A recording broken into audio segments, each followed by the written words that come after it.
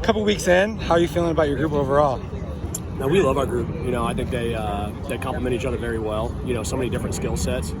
I think guys like Bryce Pierre are playing out of their mind. I mean, he's a legit big-time tight end in this conference.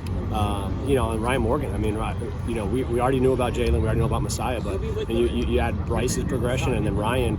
And Ryan's running 21 miles an hour right now. He's consistently put up the top speeds in the tight end room, which, if you told me that 4 months ago, I would have laughed in your face. So, he just shows up and does everything right. He works his ass off. He's technically sound. So, we feel really good. I know Coach Paul, when we had a conversation a couple days ago about depth, and he feels like we can play any of those guys at any time. And that's a good feeling, knowing that those guys are performing at a high level, that he has trust in any one of those 4 guys. So I feel like we've got depth. We can get into some different packages. We've obviously, based in an 11, we can get into 12 and go big with Messiah. We can get into 12 and go smaller with Bryce and Jalen on the field. Or we can get really big with Ryan and Messiah both on the field. So messed around with some 13 and 14 at Camp T. So, as tight ends coach, when you got 4 scholarship tight ends and you're 14%, you feel pretty good about the way things are going.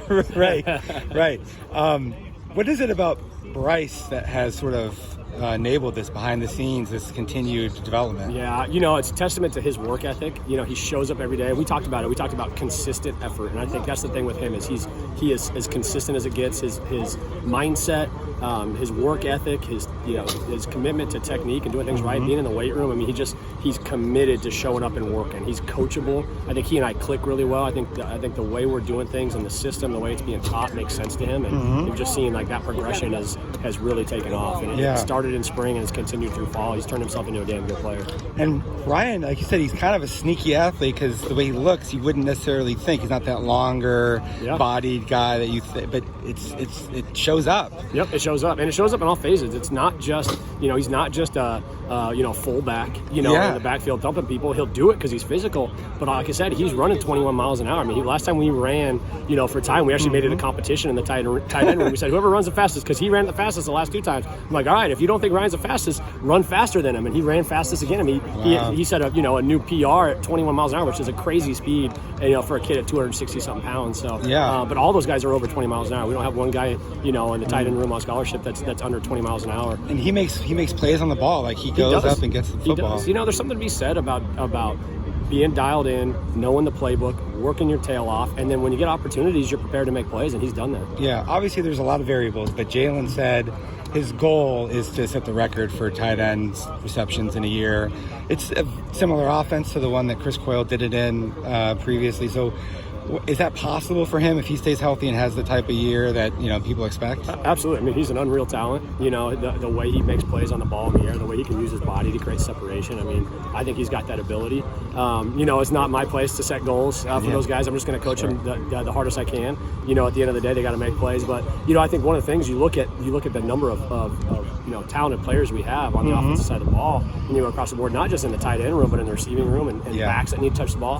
There's a lot of guys that need to touch the ball. So sometimes, from my experience as a play caller, it's hard to put numbers on guys when you have a ton of talent, because sometimes that wealth gets spread out a little bit. So we'll see how it goes. But I know this. I mean, when we need plays, whether it's in the red zone, third down, games on the line. I mean, Jalen's a guy that I know quarterbacks have the utmost faith in, and he's going to get targets, and I know he's going to make plays on the ball. Where's the blocking skill development at? I know you guys are working on getting the hands fit properly, adjusting, not having holding calls in space, things like that. Where are you guys at with that? I mean, I think we put a major commitment on that. I mean, I think that's one of the big things we talked about, our tight end room and the things that we're going to hang our hat on. It's, number one is physicality and physicality in the run game, physicality on the perimeter, blocking for perimeter screens. When you've got the athletes that we have, we need to be out there on the perimeter putting hats on people and letting them go make plays in space. So we've made that a priority. We spend a ton of time. We spend more time on that aspect than we do on running routes and catching balls. I mean, at the end of the day, that I feel like at the tight end, you need to be balanced. And I know those guys can make plays on the ball, so it's really just committing ourselves to making that a priority.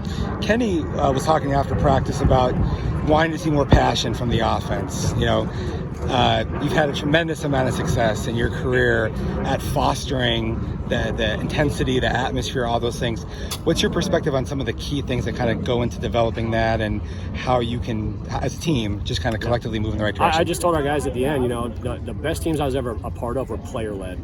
You know, the coaches can push and prod and yell and scream and try to beat it out, but if you want to be great, the players have to bring it out of each other. The players have to hold each other accountable. So that's what we talked about at the end, which is, first of all, within our group, within our room, we have to hold each other accountable. Players and coaches. You know, if I'm not doing a good enough job, Coach Wade needs to come to me and say, hey, Mohns, they need more of this from you. Or the players feel like we need to spend more time. They need to be comfortable. And same thing. You know, we have a list on our board of non-negotiables, and a lot of that is it's not what kind of player you are. It's your effort, it's your energy, it's, you know, it's your passion, it's all that stuff. That stuff, they need to hold each other accountable on that too. Yeah. If they're only hearing it from us when they're not doing it, it's going to go in one ear and out the other. It needs to be the players going, bro, that's not good enough.